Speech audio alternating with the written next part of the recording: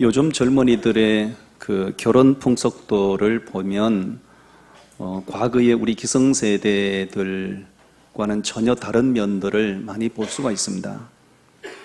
옛날에는 그저 남자나 총각이나 처녀가 20대 중반만 돼도 서둘러서 결혼하려고 하는 그런 모습들이 많이 있었지만, 요즘은 그저 나이 30이 넘어가고 30 중반을 넘겨도 결혼에 대한 그런 성급함이나 조급한 모습들을 전혀 찾아볼 수가 없어요. 그런 것 정도는 우리가 이해를 하겠는데요. 정말 우리 기성세대로서는 도저히 이해할 수도 없고 받아들일 수도 없는 희한한 풍속이 나타나고 있는데요. 소위 말해서 그 계약 결혼이라고 하는 것이에요. 결혼하기 전에 1년이든 3년이든 이렇게 서로 계약을 맺고 함께 동거해보고, 그리고 나서 맞으면 이제 결혼을 하고, 동거 생활을 해보고 나서 맞지 않으면 서로 부담 없이 헤어지자는 것이죠.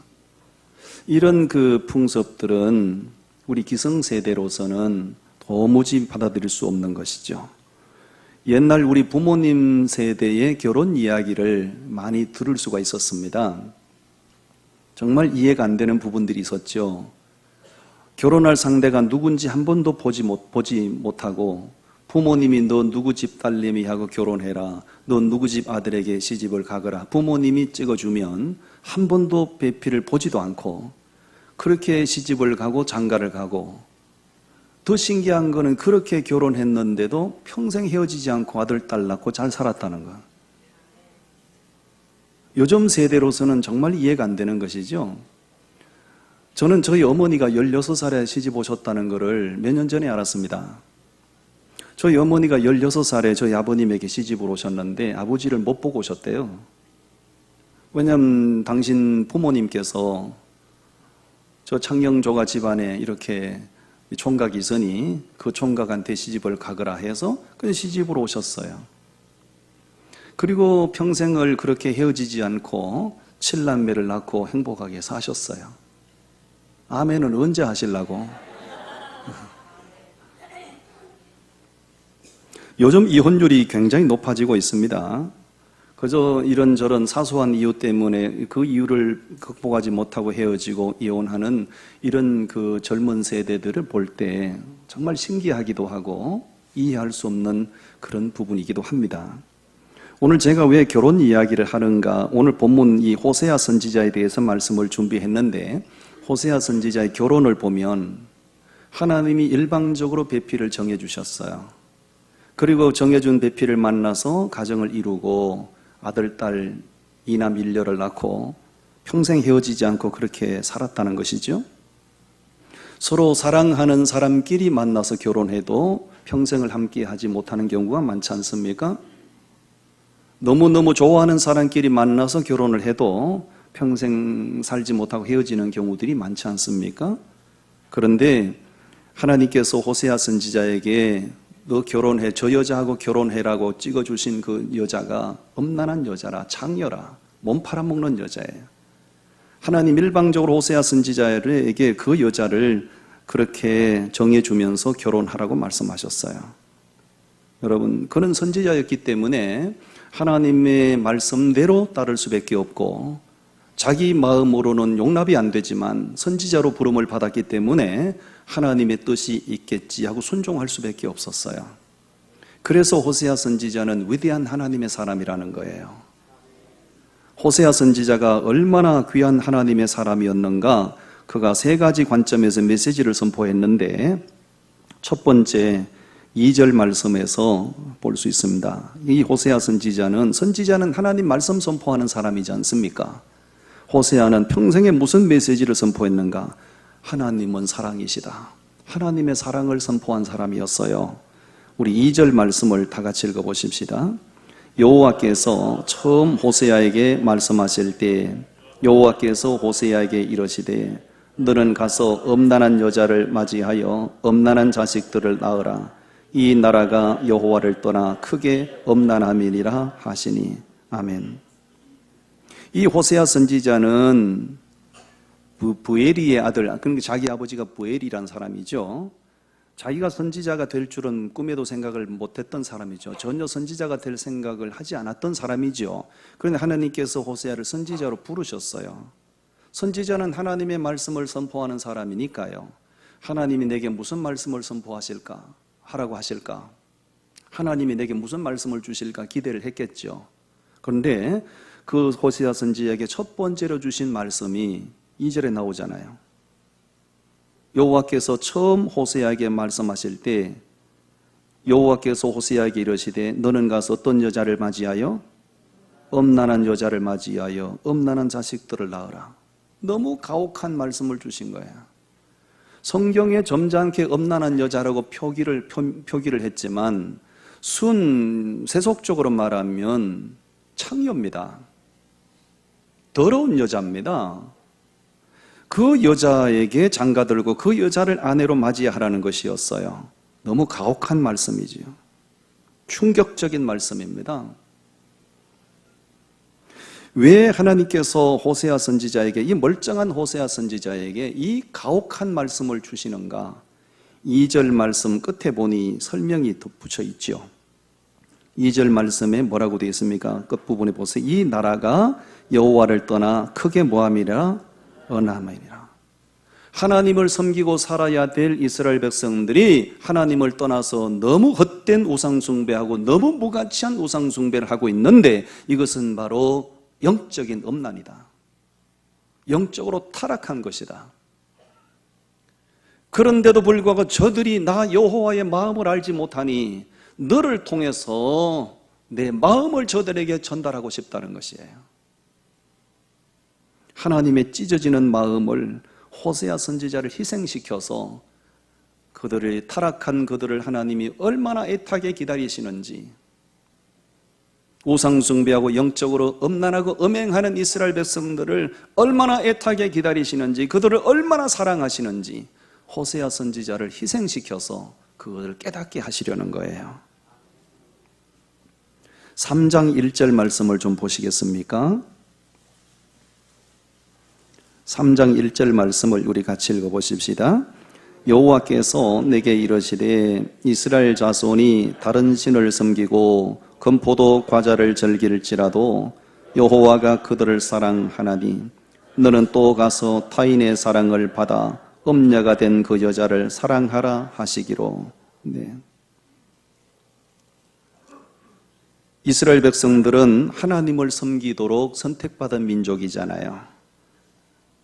한 번 결혼한 여자가 일편단심 한 남자만을 사랑하고 살아야 하는 것처럼 그렇게 살아야 되는데, 하나님의 선택받은 이스라엘 백성들이 하나님을 버리고 가서 헛된 우상 숭배를 하고 무가치한 우상을 섬기고 사는 그들의 모습을 너무너무 안타깝게 여기시고, 도무지 깨닫지 못하고 도무지 하나님께로 돌이킬 줄 모르는 그들에게 깨닫게 하고 하나님께로 돌아오도록 하기 위하여 호세아 선지자를 통하여 말씀하시는 거예요. 그러니까 호세아 선지자는 바로 하나님을 상징하는 인물이 된 거죠. 엄난한 여자 고멜은 바로 우상숭배하고 타락한 이스라엘 백성들을 상징하는 거예요. 여러분, 이런 아내를 맞이하여 그 여자를 사랑해야 되고 그 여자를 평생 아내로 데리고 살아야 하는 호세아 선지자는 고통과 괴로움의 나날이었을 겁니다. 도대체 이 더러운 여자를 어떻게 내가 사랑하나? 데려다 놓으면 또 나가서 찾아가 보니 다른 남자하고 붙어서 살고 있어. 하나님이 또 찾아오라는 겁니다. 찾아왔더니 한참 있다가 또 나가서 다른 남자하고 붙어 살고 있어요. 또 하나님이 호세아 선지자에게 또 데리고 오라고, 같이 살아라고 말씀합니다. 호세아 선지자가 얼마나 괴로웠을까요? 그게 바로 영적으로 우상숭배하는 이스라엘 백성들을 향한 하나님의 마음이다. 아멘. 호세아 선지자의 이 괴롭고 고통스러운 심정은 이스라엘 백성들을 바라보시는 하나님의 심정이요, 하나님의 마음이었던 것이에요. 요즘 우리나라의 이혼율이 너무 높다 보니 이것이 참 사회적으로 심각한 문제가 되고 있어요. 10쌍이 결혼하면 4쌍에서 5쌍 정도, 약 절반 정도가 이혼하는 이런 추세로 통계가 나오고 있습니다. 이것은 세계적으로 보면 보통 뭐 3이다, 뭐 이런 OECD 국가들 가운데서 1이다, 뭐 이런 통계가 있는데 뭐 3이든 1이든 별로 의미가 없어요. 심각한 것은 맞는 거죠. 제가 한 도표를 준비했는데 지금 보고 계신 것처럼 결혼해서 평생을 함께 살겠다고 다짐하고 결혼을 했는데 그렇게 약속을 지키지 못하고 헤어지는 가장 큰 원인이 성격 차이라고 이렇게 나와 있어요. 성격 차이. 여러분, 성격은 같은 부모님에게서 태어난 형제 간에도 성격이 안 맞는 경우가 많아요. 그런데 피 한 방울 섞이지 않는 다른 집안에서 태어나서 다른 문화 속에서 자란 그 사람을 배우자로 맞이했는데 당연히 성격 차이가 있는 거죠. 그러므로 성격 차이는 당연한 것이기 때문에 성격 차이는 극복을 해야 되는 겁니다. 아멘, 안 하실래요? 이 성격 차이라고 표기가 되어 있지만 이것을 정직하게 말하면 무책임한 결혼을 해서 그런 거예요. 결혼이 무엇인지를 모르고 무책임하게 결혼하다 보니 헤어지는 거예요. 그걸 성격 차이라고 이렇게 둘러대는 것이지요. 여러분, 이혼의 아픔을 겪지 않기 위해서는 준비된 결혼을 하셔야 됩니다. 3년 다니는 학교, 4년 다니는 대학교도 얼마나 준비해서 들어가서 그 과정을 이수해야 하지 않습니까? 하물며 평생을 함께 살아가야 되는 결혼을, 평생을 함께 살아가야 되는 배우자를 선택하는데 어찌 준비되지 않은 결혼을 하는가? 어찌 준비도 안 된 무책임한 결혼을 하는가? 준비된 결혼을 하셔야 평생 책임감을 가지고 믿음의 가정을 이루어 갈 수가 있어요. 성격 차이라고 둘러대지 마십시오. 준비가 안 된 결혼을 해서 그런 것이죠. 최소한도 결혼을 하시려면 부부됨의 의미가 무엇인지 정도는 알고 결혼하셔야 됩니다. 부부됨의 의미가 뭐냐? 최소한도 한 배우자를 만나 결혼하고 가정을 꾸려가시려면 가정의 의미가 무엇인지 정도는 알고 결혼하셔야 됩니다. 그런 것조차도 알지 못한 채로 무책임한 결혼을 하고 준비 안 된 결혼을 하다 보니 이렇게 이혼의 아픔을 겪게 되고 이것이 바로 사회적인 문제가 되고 그런 것이지요. 여러분, 결혼의 정년기는 육신의 나이가 아니라고 저는 늘 외치는 사람입니다. 제 막내 누님이 시집을 갈 때 25살에 시집을 갔는데 부모님이 그렇게 말씀을 하시더라고요. 너 25살 넘기면 처녀 귀신 돼서 시집 못 간다. 25살 넘기기 전에 결혼해야 된다. 부모님이 성화를 하시고 재촉을 하시고 그래서 결혼을 했는데 다행히 안 헤어지고 지금 살고 있더라고요. 다행스럽긴 해요. 여러분, 결혼의 나이는 결혼의 정년기는 육신의 나이가 아니에요. 결혼의 정년기는 하나님께서 정해준 배필을 만날 때가 결혼의 정년기예요. 저는 아들을 한국으로 나올 때 저희 아들을 22살에 결혼을 시키고 나왔는데 22살이면 굉장히 어린 나이입니다. 그런데 하나님이 정해준 배필로 확신하느냐? 확신 안 돼요. 며느리 자리에게 물어봤어요. 너 우리 아들과 결혼하려고 하는데 하나님이 정해진 배필로 확신하느냐? 확신 안 돼요. 그럼 어떻게? 오케이, 결혼해라. 그래서 3명 낳고 잘 살고 있어요. 29살, 30살에 아직도 장가 시집도 안 가는데 우리 아들은 벌써 3명 낳고 좋으면 5명까지 낳을 수 있어요. 여러분, 결혼의 정년기는요, 육신의 나이가 아닙니다. 하나님이 정해진 배필을 만나서 가정을 이루는 그때가 결혼의 정년기예요. 여러분, 결혼은 부모님이 재촉한다고 해서 그렇게 결혼해서는 안 되는 일이에요.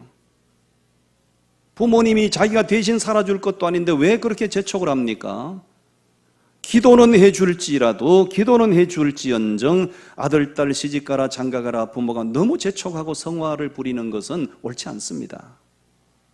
하나님이 정해진 배필을 만나 결혼하고 믿음의 가정을 이루도록 격려해 주시고 배후에서 기도해 주시기를 바랍니다. 자, 호세아 선지자로 다시 돌아갑니다. 이 호세아 선지자는 말씀에 순종해서 결혼했어요. 그 여자와 결혼하고 싶었을까요? 엄난한 여자, 더러운 여자, 온 동네 사람이 다 알고 있어요. 저 여자는 엄난한 여자라고, 저 여자는 진짜 더러운 여자라고 온 동네 사람이 다 알고 있어요. 그런데 하나님이 그 여자하고 결혼하래요. 결혼하고 싶었을까요? 제정신이면 결혼하고 싶은 생각이 없겠죠. 그러나 호세아 선지자는 그 여자와 결혼했습니다. 왜? 하나님이 하라고 하시니까. 3명의 자녀를 낳았습니다. 끝까지 그 아내와 헤어지지 않고 그 아내를 사랑하며 가정을 지켰습니다. 이것이 바로 당장 심판하고 싶지만 이스라엘 백성 우상 숭배하는 그들을 당장 내치고 싶지만 하나님은 그들을 내치지 않으시고 그럼에도 불구하고 다시 그들을 끌어안아 주시고 다시 그들을 하나님이 품에 안으시고 내가 너를 사랑한다. 이스라엘 백성들을 향한 하나님의 모습이라고요. 아멘. 이 호세아 선지자의 모습이 바로 죄인된 우리를 내치지 않으시고 내가 너를 사랑한다. 내가 너를 택하였노라. 우리를 부르시고 우리를 안아주시고 한없는 사랑을 베풀어 주시는 그 주님의 모습이에요. 아멘. 그 사랑 때문에 죄인 되었던 우리가 구원받은 것 아닌가요? 그 사랑 때문에 오늘 우리가 하나님 앞에 존재하는 것 아닌가요? 만약에 우리의 죄와 허물을 보시고 내치셨더라면 오늘 누가 이 자리에 하나님 앞에 앉아 있을까요? 우리가 하나님의 속을 뒤집어 놓을 때마다 하나님이 너 내 자식 아니라고 내치셨더라면 누가 이 자리에 하나님 앞에 앉아 있을까요? 우리는 끊임없이 수도 없이 하나님의 속을 뒤집어 놓지만 그럼에도 불구하고 내가 너를 사랑한다. 그렇게 하나님 우리를 택하여 부르시고 오늘 여기까지 우리를 인도하시고 한없는 사랑을 베풀어 주셨어요. 우리의 신앙생활은 마지못해서 해서는 안 되는 것이고 억지로 해서는 안 되는 것이고 그 사랑에 겨워서 신앙생활을 해야 됩니다. 아멘. 두 번째, 호세아 선지자가 왜 하나님의 특별한 사람인가? 이 호세아 선지자는 하나님의 심판의 메시지를 선포한 사람이에요. 여러분, 심판의 메시지를 선포한다는 것은 엄청난 부담이 되는 거예요. 매맞아 죽을 일이에요. 그렇지만 호세아 선지자는 주저없이 심판의 메시지를 선포한 사람이에요. 우리 3절부터 말씀 보십시오. 3절부터 우리 읽어봅니다. 시작. 이에 그가 가서 디볼라임의 딸 고멜을 맞이하였더니 고멜이 임신하여 아들을 낳음에 여호와께서 호세아에게 이르시되 그의 이름을 이스라엘이라 하라. 조금 후에 내가 이스라엘의 피를 예후의 집에 갚으며 이스라엘 족속의 나라를 폐할 것임이니라. 아멘. 됐어요. 정말 진절머리 섬뜩한 정말 만정이 떨어지는 그 여자를 하나님이 결혼하라 해서 그 여자를 아내로 맞이했습니다. 아내가 임신해서요 아들을 낳았습니다. 자식을 낳으면 부모된 자로서 아들의 좋은 이름을 지어주고 싶잖아요. 이름을 지어주려고 마음을 먹는데 하나님께서 호세아에게 말합니다. 사랑하는 종아, 네 아들의 이름은 내가 지어준다. 하나님이 지어주신 이름이 이스라엘이에요. 이스라엘. 여러분, 이스라엘과 이스라엘은 완전히 다른 의미입니다. 이스라엘은 승리자란 뜻입니다. 이스라엘은 곧 망한다, 그런 얘기입니다. 곧 망한다. 아니, 세상에 이 더러운 여자와 결혼하라는 것도 가혹한데 너무 귀한 아들을 낳았더니 세상에 아들의 이름조차도 하나님이 곧 망한다가 뭐냐? 그러나 하나님이 그 이름을 지어주셨으니 그 이름대로 부를 수밖에 없잖아요. 두 번째, 딸을 낳았습니다. 딸을 낳았더니 하나님이 딸 이름조차도 하나님이 지어주시지요. 6절 말씀 보십시오. 우리 6절 다 같이 읽어봐요.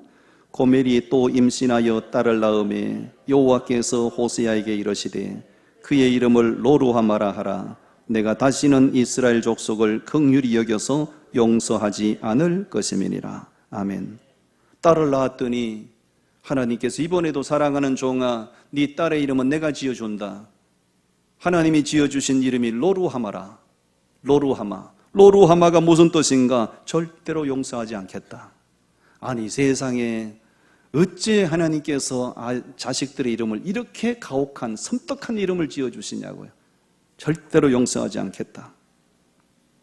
세 번째, 아내가 임신하여 아들을 낳았습니다. 아들을 낳았는데 하나님께서 또 새로운 이름을 주시죠. 8절 9절을 우리 읽어봅니다. 8절 시작. 고멜이 로루하마를 젖댄 후에 또 임신하여 아들을 낳으며 여호와께서 이르시되 그의 이름을 로암미라 하라. 너희는 내 백성이 아니요 나는 너희 하나님이 되지 아니할 것임이니라. 셋째 아이를 낳았는데 하나님이 이름을 로암미라고 지어주셨어요. 로암미는 무슨 뜻인가요? 이제 너희는 내 백성이 아니다, 그런 뜻이에요. 여러분, 자식은 하루에도 수십 번씩 자식 이름을 불러야 되지 않습니까? 예를 들어서 밥 때가 됐는데 밥 먹어라, 그럼 이스라엘이라고 불러야 되죠. 이스라엘아 밥 먹어라. 이스라엘이 무슨 뜻이라고요? 곧 망한다, 곧 망한다야 와서 밥 먹어라. 둘째 아이 이름이 뭐라고요? 로루하마라고. 로루하마가 무슨 뜻이라고요? 절대로 용서하지 않는다. 아이를 학교 갈 시간이 됐는데, 우리 정서로 대비해서 보자는 거죠. 학교 갈 시간이 됐는데 로루하마야 학교 가거라. 그 로루하마가 무슨 뜻이라고요? 절대로 용서하지 않는다야 학교 가거라. 자식의 이름은 부모가 하루에 수십 번도 불러야 되는 이름이에요. 그 자식의 이름을 부를 때마다 호세아 선지자가 섬뜩섬뜩한 거죠. 섬뜩한 정도가 아니라 고통이죠. 세 번째 자식의 이름이 뭡니까? 로암미라. 로암미라. 너희는 내 백성이 아니다. 이 내 백성이 아니라는 얘기는 우리 정서로 말하면 호적에서 팥 뿌린다, 그런 뜻이에요. 옛날 어른들이 그러잖아요. 부모님들이 자식이 지지리도 말을 듣지 않고 자식으로서 부모 가슴에 대못을 박으면 부모가 모진 소리를 합니다. 부모 입에서 터져나오는 모진 소리가 뭡니까? 나를 보고 얘기하면 어떻게 해요? 요 사람 보고 얘기해야지. 너 호적에서 팥 뿌린다. 그 부모가 얼마나 부모 가슴에 대못을 박았으면 부모가 그렇게 자기 자식을 향하여 모진 소리를 하겠냐고요. 호세아 선지자가 마찬가지예요. 자기 자식의 이름을 그렇게 짓고 너희는 내 백성이 아니다. 이제 곧 망한다. 절대로 용서하지 않겠다. 하루에도 수십 번 수백 번 자식들의 이름을 부르고 다녔을 텐데요. 이게 뭐냐 이거예요. 이런 호세아 선지자의 행동을 통해서 하나님을 떠나 우상 숭배하는 이스라엘 백성들 들으라 이거예요. 깨달으라 이거예요. 회개하고 돌아오라 이거예요. 아멘. 호세아 선지자 당시에 선지자가 호세아만 있었던 건 아니에요. 호세아 외에도 많은 상당수의 선지자들이 있었습니다. 근데 왜 하나님께서 호세아를 부르셔서 이 무거운 일을 맡기셨을까요? 이 고통스러운 일을 호세아 선지자에게 맡기셨을까요? 하나님께서 다른 수많은 선지자들과 호세아를 보신 겁니다.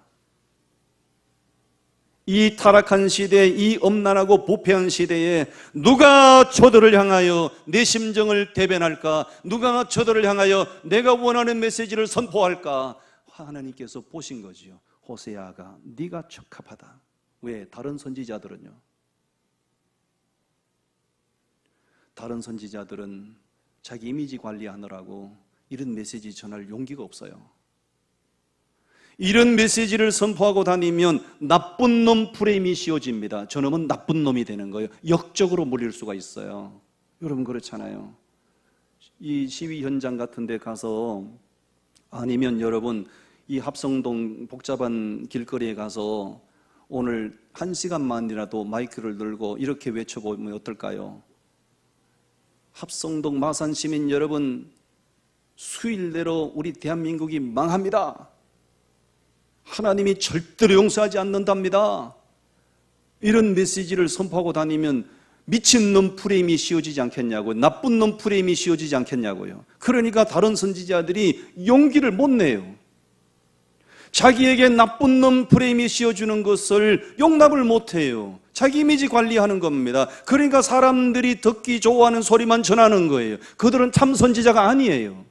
그러나 호세아는 비록 자기에게 나쁜 놈 프레임이 씌워지더라도 사람들이 자기를 역적으로 몰아도 그 메시지를 선포하고 다녀요. 왜? 이스라엘 백성들을 향한 하나님의 심정을 꿰뚫어 보기 때문에 그래요. 하나님이 타락한 이 백성들에게 어떤 마음인지, 어떤 말씀을 선포하기를 원하시는지 호세아 선지자는 하나님의 심정을 뚫어본 거예요. 그러니까 죽기를 작정하고 그렇게 선포하고 다닌 겁니다. 저는 호세아 선지자의 모습을 보면서 모든 주의 종들의 이런 모습을 닮아야 되는데, 이런 모습을 본받아야 되는데, 오늘날 한국교회 강단에서 선포되는 메시지를 보면 대부분이 다 사람들의 귀를 즐겁게 하는 메시지가 대부분인 것 같습니다. 이 시대가 얼마나 부패했는지, 이 시대가 얼마나 타락했는지, 하나님의 심판이 얼마나 임박했는지 이 분명한 하나님의 메시지를 선포해야 된다고요. 아멘. 그 심판의 메시지를 선포할 때 귀가 열린 자는 들을 것이고 듣는 자는 돌이키겠죠. 하나님이 원하는 메시지를 선포해도 귀가 닫힌 자는 못 듣겠죠. 듣지 못하는 자는 돌이키지 않겠죠. 죄 가운데 죽는 겁니다. 우리는 호세아 선지자의 심정을 가지고 사역해야 되고요. 호세아 선지자의 심정이 바로 하나님의 심정이에요. 이 하나님의 심정을 가지고 믿음을 지키고 이 시대를 살아가야 합니다. 사람들이 교회를 향하여 아니면 우리가 목회자를 향하여 성도 여러분들을 향하여 이런저런 비난을 막 쏟아부을지라도 내가 하는 말과 내가 하는 행동 자체가 하나님께서 바라시고 원하시는 것이라면 개의치 마십시오. 하나님이 원하시는 대로 가야 됩니다. 그래야 하나님이 시대 가운데서 우리를 건져내실 거예요. 아멘. 난 우리 산창교회가 정말 불의와 타협하는 그런 교회가 되지 않기를 바라요. 이 강단에서 사람들의 귀를 즐겁게 하는 그런 설교나 하는 목사가 되기를 원치 않아요. 하나님이 원하는 설교를 하길 원해요. 아멘. 하나님이 그렇게 하나님의 심판을 선포했던 사람, 그래서 호세아 선지자는 대단한 사람이라는 거예요. 마지막 세 번째는 6장 1절에서 3절까지 말씀에서 보면 알 수 있는데, 이 호세아 선지자는 하나님을 알아야 된다고 외쳤던 사람이에요. 하나님을 알아야 된다고요. 우리 호세아서 6장 3절 말씀을 같이 읽어보십시다. 3절 말씀 시작. 그러므로 우리가 여호와를 알자, 힘써 여호와를 알자. 그의 나타나시면 새벽빛같이 어김없나니 비와 같이 땅을 적시는 늦은 비와 같이 우리에게 임하시리라 하니라. 아멘. 아멘. 6절도 좀 읽어보실까요? 6장 6절 말씀 시작. 나는 인애를 원하고 제사를 원하지 아니하며 번제보다 하나님을 아는 것을 원하노라. 아멘. 호세아 선지자가 날마다 밖에 나가서 우상 숭배하는 그 이스라엘 백성들을 향하여 백성들이여 하나님을 알아야 합니다. 힘써서 하나님을 알아야 합니다. 목이 터지도록 하나님을 알아야 된다고 외치고 다녔어요. 왜냐하면 호세아 선지자는 깨달았습니다. 이 택함 받은 백성들이 왜 하나님을 섬기지 않고 헛된 우상을 섬기는가? 왜 하나님 앞에 있어야 될 이들이 우상의 제단 앞에 가서 무릎을 꿇고 있는가? 호세아 선지자는 깨달아서요, 하나님을 몰라서 그렇다. 하나님을 아는 영적 지식이 없어서 저렇다. 호세아 선지자는 깨달았던 거지요. 그러니 저들이 우상 숭배를 중단하고 하나님께로 돌아오게 하는 방법은 하나님을 알게 해야 된다. 하나님이 얼마나 위대하신 분인지, 하나님이 얼마나 엄청난 분인지, 하나님이 얼마나 존귀한 분인지 그 하나님을 아는 자는 하나님을 떠나지 않습니다. 우상 앞에 절하는 사람들, 무가치하고 헛된 우상 숭배에 몰두하는 사람들, 하나님의 존재를 몰라서 그래요.